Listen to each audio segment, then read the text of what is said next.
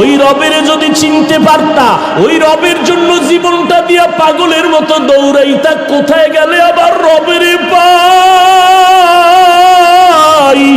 ওই রবের সাথে মোলাকাতের জন্য পাগল পারা হয়ে যাইতা। তোমার মধ্যে রবের পরিচয় তেমন নাই, এই জন্য তোমার সিনার মধ্যে আগুন জ্বলে না। আর যেই বান্দার মধ্যে রবের পরিচয় একবার ঢুকলো, ওর সিনার মধ্যে রব পাওয়ার জন্য একটা জ্বলন তৈরি হয়ে গেছে।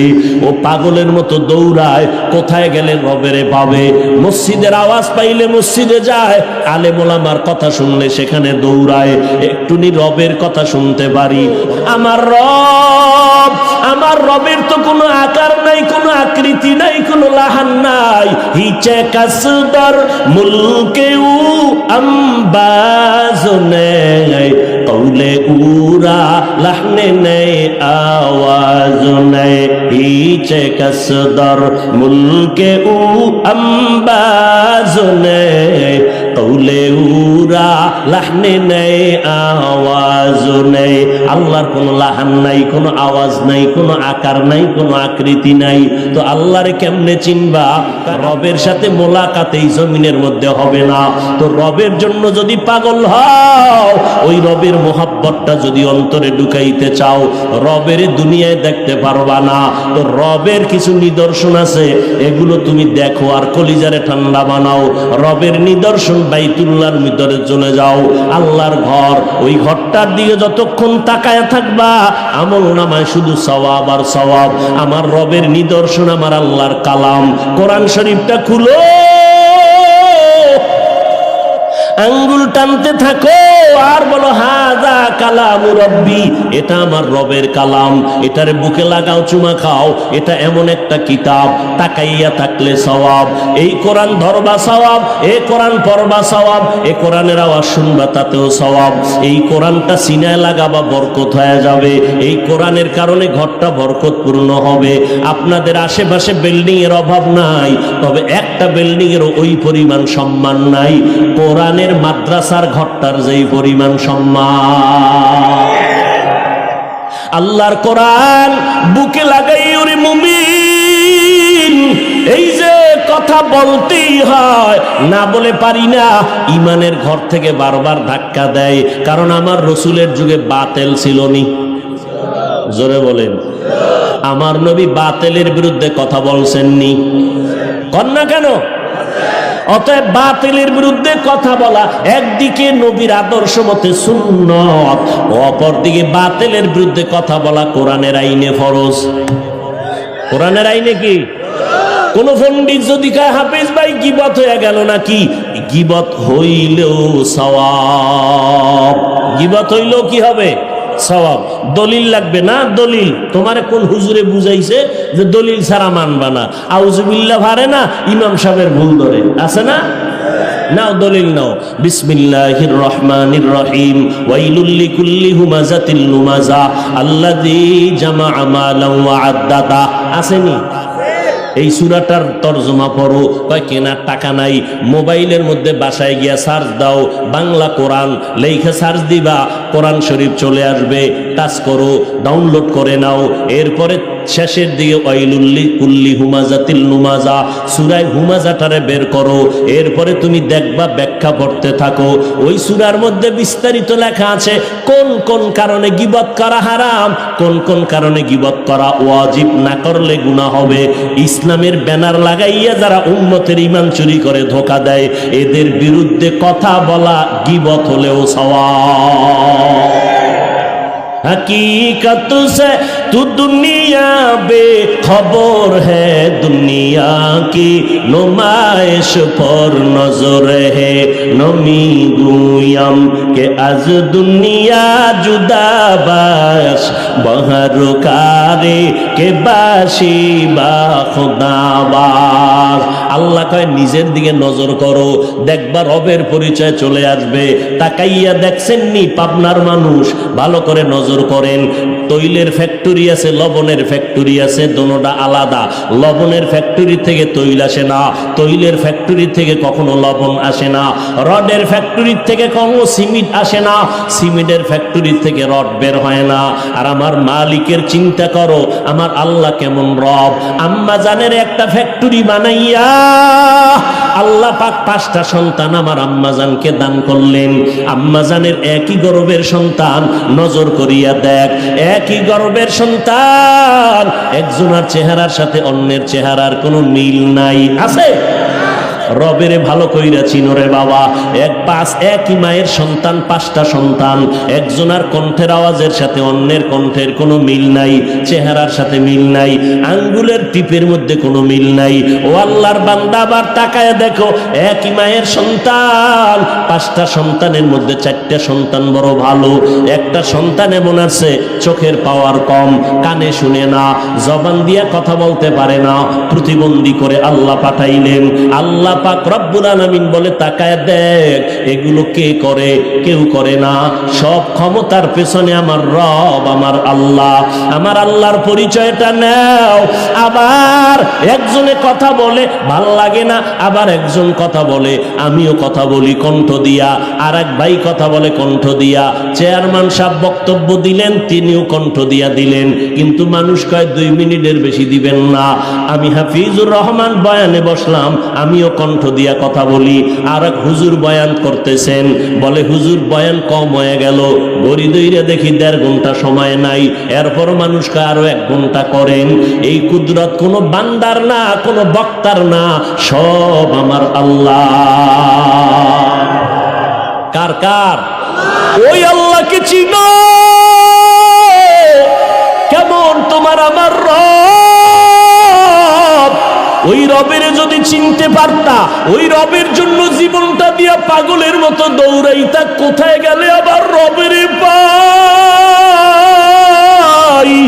ওই রবের সাথে মোলাকাতের জন্য পাগল পারা হয়ে যাইতা। তোমার মধ্যে রবের পরিচয় তেমন নাই, এই জন্য তোমার সিনার মধ্যে আগুন জ্বলে না। আর যেই বান্দার মধ্যে রবের পরিচয় একবার ঢুকলো, ওর সিনার মধ্যে রব পাওয়ার জন্য একটা জ্বলন তৈরি হয়ে গেছে। ও পাগলের মতো দৌড়ায়, কোথায় গেলে রবেরে পাবে। মসজিদের আওয়াজ পাইলে মসজিদে যায়, আলেম ওলামার কথা শুনলে সেখানে দৌড়ায়। একটুনি রবের কথা শুনতে পারি, রবের কুদরতের ঘ্রাণটা নাকে বাইতে পারি। আল্লাহ কয়, বান্দা নিজেরে নিয়ে গবেষণা কর। আমি আল্লাহ তোরে নাপাক পানির থেকে বানাইলাম। এত বিশাল আসমান বানাইছি, 7টা মহাশূন্য, 7টা। এক একটা আসমান 500 বছরের মতো দূরত্ব, এক একটা মহাশূন্য 500 বছরের মতো দূরত্ব। এত বিশাল আসমান 7টা আমি বানাইলাম। এই যে প্যান্ডেলটা বানায় রাখছে, কত বাঁশ লাগানো, পারে না ডেকোরেটর ওয়ালারা আরো বাঁশ লাগায়। কিন্তু আল্লাহ এত বিশাল 7টা আসমান রাখছেন, কোনো খুঁটি আসেনি। তাকাইয়া দেখো, নিচের থেকে কোনো খুঁটি নাই, উপর থেকে রশি দিয়া কোনো টানাও নাই। এই 7টা আসমান, 7টা জমিন আল্লাহ বলেন আমি বানাইতে সময় লাগাইলাম ফি 6 আইয়াম, মাত্র 6 দিন। আর তোমার মতো বান্দা মাত্র 1 হাত লম্বা, 1.5 কেজি ওজন হবে। মায়ের গর্ভে তোমারে বানাইতে গিয়া সময় আমি আল্লাহ নিয়েছি ফেরেশতার মাধ্যমে, কাজে লাগায় লাগায় 6 মাসের মতো। এত বিশাল আসমান জমিন বানাইলাম মাত্র 6 দিনে, আর তোরে বানাইতে আমার সময় লাগাইলাম 6 মাসের মতো। তোরে এমনি ছাইরে তুমি জোতার বাড়ি ছাড়া। নিমক হারাম। বিশাল আসমান জমিন বানাইলাম মাত্র 6 দিন, তোরে বানাইছি 6 মাস লাগাইয়া, তোরে এমনি ছেড়ে দিল। আমি আল্লাহ বড় আদর করে তোমারে বানাইছি। মায়ের গর্ভে তোমাকে আমি নাপাক পানির থেকে রক্তের পিণ্ড বানাইয়া গোশত দিলাম, এর উপরে হাড্ডি দিলাম, আবার গোশত দিলাম। এরপরে আমি মায়ের বড় গর্ভের মধ্যে প্যাকেট করে ফেলছি। 1 বিন্দু অক্সিজেন ঢুকবে না, ঢুকলেই তোমার ক্ষতি হবে। আমি আল্লাহ প্যাকেটের উপরে প্যাকেট কাভারিং করে দিলাম। তোমার যখন রুহু আসলো, নড়াচড়া করো, পেটে ক্ষুধা। আমি আল্লাহ মুখ দিয়া খাওন দেই নাই, নাবির সাথে মায়ের নাবির তার লাগায় খানার আয়োজন করেছি। ও বান্দা, তোমার জন্য আসমান বানাইলাম, তোমার জন্য জমিন বানাইলাম, চন্দ্র সূর্য বানাইলাম, বাতাস বানাইছি তোমার গোলামি করার জন্য। এবার তোমার জানা দরকার আমি তোমারে কেন বানাইছি। আসমান জমিন গ্রহ নক্ষত্র সব তোমার জন্য বানাইছি আমি। আল্লাহর পানিও লাগে না, বাতাস লাগে না, সব তোমার জন্য। কিন্তু তোমার চিন্তা করা দরকার, আমি আল্লাহ নূরের সৃষ্টি ফেরেশতাকে শ্রেষ্ঠ বানাই নাই, জিনেরে বানাই নাই, মাটির মানুষটারে শ্রেষ্ঠত্বের মর্যাদা দিলাম।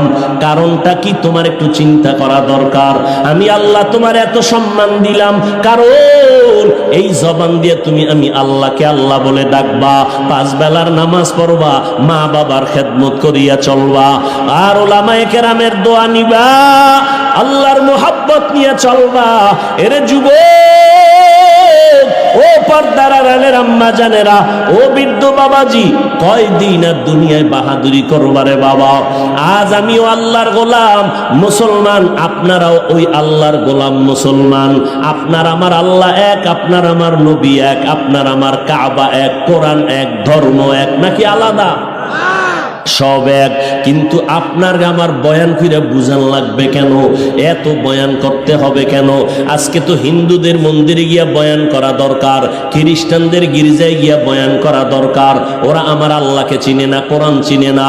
কিন্তু মুসলমানের ঘরে জন্ম নেওয়ার পর আপনি তো আল্লাহ মানেন, নবী মানেন, কোরআন মানেন, হাদিস মানেন, আপনি তো জান্নাত জাহান্নাম বিশ্বাস করেন। আপনাকে 12টা মাস বয়ান করতে হবে কেন? হবে কেন বুঝি না। এত চিল্লানের পরেও তো আপনাদের লাইন ঠিক মতো আসে না, আমলের খবর নাই, নামাজের খবর নাই।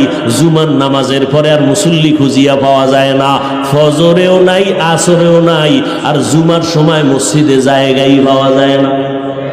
এই যদি হয় মুসলমানের আমল, আবার জুমা পড়তে গিয়া পুরা নামাজটাও পড়ে না। ইমাম সাহেব সালামটা ফিরাইলেই 4 রাকাত সুন্নাত আরো আছে না পইরা বাড়ি চলে যায়। ওই 4 রাকাত না পড়লে গুনাহ হবে, কোনো সন্দেহ নাই। ওই 2 রাকাত পইরা 4 রাকাত না পইরা গুনাহ নিয়ে যারা বাড়ি যায়, কপাল পরা ছাড়া কিছুই না রে বাবা। কারণটা কি? 5 ওয়াক্ত নামাজ না পড়ার অভিশাপ। ও আল্লাহর বান্দারা, আজকে আপনাদের এত বুঝানোর পর আমরা তো এই কথা বলি না। স্কুলওয়ালারা স্কুল কলেজ বন্ধ করে মাদ্রাসায় আসো, একবারও বলি নাই। 5 কুল্লি টুপি মাথায় না দিলে গুনাহ হবে, তাও বলি না। তাবলীগ না করলে জাহান্নামে যাবে, তাও বলি নাই। কওমি মাদ্রাসায় লেখাপড়া করেছি, আপনাদেরকে তো কোনো সময় বলি না। কওমি মাদ্রাসায় না পড়লে আপনাদের গুনাহ হবে, জাহান্নামে যাবেন, তাও বলি না। বরং স্কুলে পড়ো, কলেজে পড়ো, চাকরি করো, ব্যবসা করো, কলিজা ভরে দোয়া করি। ও যুবক, তুমি স্কুলে পড়ে ডাক্তার হও, ইঞ্জিনিয়ার হও, সাংবাদিক হও, একজন প্রফেসর হও, দোয়া করি রে বাবা। আল্লাহর মোহাব্বত নিয়ে কথাগুলো বলতেছি। তুমিও নবীর উম্মত, আমিও নবীর উম্মত। তোমার মতো যুবক স্কুল কলেজে পড়ে, 5 বেলার নামাজ পড়ে, 1 ওয়াক্ত নামাজও ছাড়ে না। ও বাবা, তুমি একটু সাপোর্ট দাও, সত্য কথা বলো, আছে না নাই? তুমি কেন পারো না রে বাবা?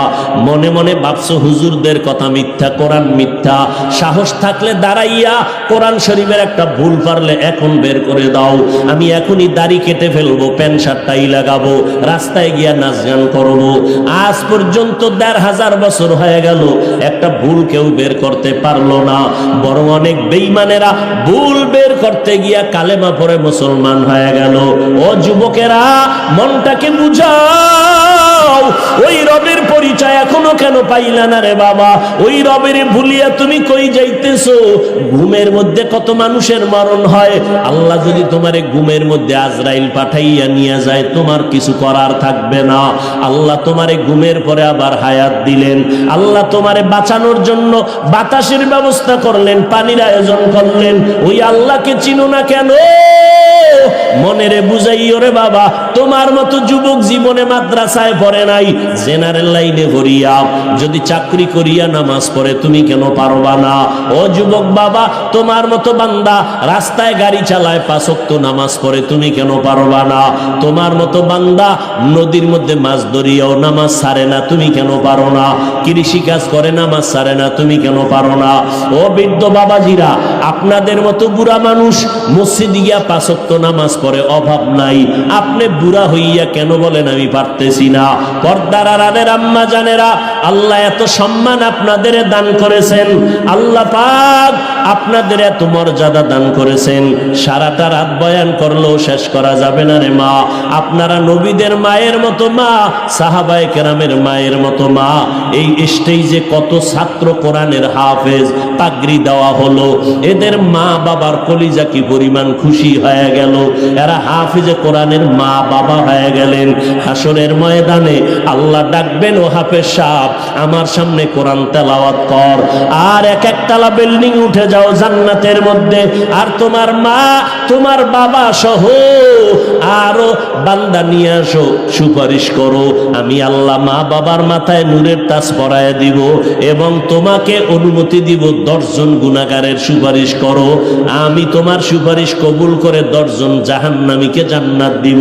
ও আল্লাহর বান্দারা, ও পর্দার আড়ালের আম্মা জান, 10টা সন্তানের মা হইয়া কোনো লাভ হবে না যদি সন্তানের কারণে মা বাবার ইজ্জত নষ্ট হয়, সন্তানের কারণে যদি মা বাবার জেলখানায় যাইতে হয়।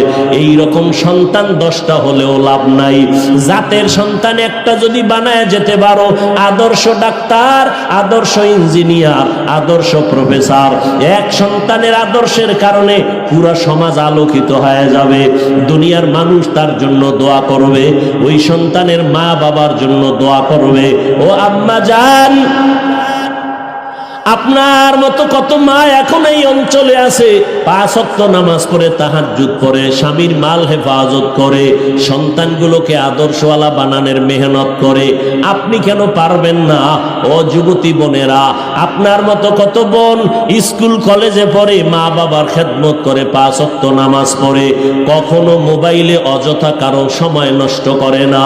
ও আল্লাহর বান্দা বান্দিরা, আল্লাহ পাক রব্বুল আলামিন এত অন্যায়ের পরেও বেজার হই কারো জন্য পানি বন্ধ করেন নাই, বাতাস বন্ধ করেন নাই, বরং আল্লাহ তওবার দরজা দিয়া ডাকতেছেন। আল্লাহ পাক বলেন, আমি আল্লাহ চাই না আমার আদরের বান্দা বান্দি কেউ জাহান্নামে যাবে, কারণ আমি জানি আমার বান্দা বড় দুর্বল। আমার বান্দা দুনিয়াতে সূর্যের গরম সহ্য করতে পারে না, আমার বান্দা মশার কামড় সইতে পারে না, কিন্তু দুনিয়ার গরমের থেকে হাজার হাজার হাজার গুণ গরম হবে জাহান্নামের আগুন। সহ্য করা যাবে না রে যুবক। আল্লাহর নবী সতর্কবাণী করে গেলেন, ওই জাহান্নামের ভয় অন্তরে ঢুকাও। আজকে তুমি গরমের মধ্যে ফ্যান চালাও, এসি চালাইয়া ঘুমাও, গুনাহগারেরা কবরে যখন যাবে, কবর জাহান্নামের আগুন হয়ে যাবে। ও আল্লাহর বান্দারা, যারা গুনাহ নিয়ে কবরে যাবে তাদের জাহান্নামের আগুন হবে শাস্তির কারণ, আর যারা নেক আমল করবে তাদের জন্য কবর হবে জান্নাতের বাগান। এরে নবীর উম্মতের দল, আল্লাহর নবী এত বড় দামি, যার কোনো গুনাহ নাই, সেই নবী 13টা বছর আবু জাহালকে বয়ান করলেন, কালেমা পড়াতে পারলেন না। এই জমিনের মধ্যে কিছু শক্ত পাথরওয়ালা অন্তরের মানুষ আছে, হাজারো বয়ানে তাদের দিলটা নরম হবে না, বরং বয়ানের বাইরে গিয়া সমালোচনা করে করে গুনার পাল্লা ভারী করবে। আবার ওমরের মতো কিছু আল্লাহর বান্দা আছে, গুনার বোঝা নিয়া কোরআনের বাগানে ঢুকবে, মরণের কথা যখন স্মরণ হবে কান্না করে তওবা করবে। ও আল্লাহর বান্দা, আল্লাহ তওবার দরজা দিয়া ডাকতেছেন। জীবন ভর গুনাহ করেছো, তওবা করে যদি মনে মনে আল্লাহকে বলতে পারো, হে মালিক, আমার মতো গুনাহগার কেউ নাই, গুনার কারণে আমার হাত না পাক, আমার চোখ না পাক, আমার জবান না পাক, আমার অন্তর না পাক, আমি আজকে থেকে তওবা করে নিলাম, মরিয়া গেলে যাব, আর কোনোদিন নামাজ ছাড়ব না, মা বাবাকে কষ্ট দিব না, ওলামায়ে কেরামের বিরোধিতা করব না, নবীর তরিকার বাইরে চলব না, 5 ওয়াক্ত নামাজ বা জামাত আদায় করব, দাড়ির উপরে অস্ত্র লাগাইয়া নবীরে কষ্ট দিব না, হারাম আর কখনো ভক্ষণ করব না। আল্লাহ বলেন, বান্দা, হাজারো গুনাহ যদি করো, এক ফোঁটা চোখের পানির বিনিময়ে আমি জীবনের সব গুনাহ মাফ করিয়া তোমাকে আমি আমার ওলিদের খাতায় নাম নামটা লেখায় দিব, আমি আল্লাহ নেককারদের খাতায় নামটা লেখায় দিব। ও আল্লাহর বান্দারা, বয়ান সারা রাত শুনলে কি লাভ হবে যদি আপনি নামাজটা ঠিক মতো না পড়েন, মা বাবার খেদমত যদি করতে না পারেন, ওলামায়ে কেরামের সম্মান যদি দিতে না পারেন, আপনার বয়ান শুনিয়া কি লাভ হবে? অতএব আল্লাহর কাছে তওবার নিয়ত করেন, মনে মনে আল্লাহকে ডেকে ডেকে বলেন, আল্লাহ আমার মতো গুনাহগার এই ময়দানে কেউ নাই, আজকে আমি তওবার নিয়ত করে ফেললাম, জীবনে নামাজ ছাড়বো না, বেপরদায় চলবো না, মা বাবাকে কষ্ট দিব না, নবীজির তরিকার বাইরে চলবো না, ওলামায়ে কেরামের পরামর্শ নিয়ে চলবো, দেশের বিরুদ্ধে জাতির বিরুদ্ধে ষড়যন্ত্র করব না। তওবা করার মতো যদি কারো অন্তরে নিয়ত হয়, অন্তরে যদি কোনো দুর্বলতা না থাকে, যাদের অন্তরে নিয়ত আছে মরিয়া গেলে যাব আর নামাজ ছাড়ব না, হায়াতের মালিক আল্লাহ, ইজ্জতের মালিক আল্লাহ, রিজিকের মালিক আল্লাহ, আমরা আর কোনোদিন আল্লাহরে ভুলবো না, নবীর তরিকার বাইরে চলবো না, নামাজ ছাড়বো না, মা বাবার দোয়া নিয়ে চলবো। তওবা করার যদি নিয়ত হয়, খাঁটি তওবার নিয়তে দুটো হাত আমার আল্লাহকে দেখাইয়া দেই। আয় আল্লাহ, আমার হাত, আমাদের হাতগুলো কবুল করে নেন, তওবা কবুল করে নেন, তওবার উপরে মজবুত হইয়া চলার মতো তৌফিক দান করেন, আমিন।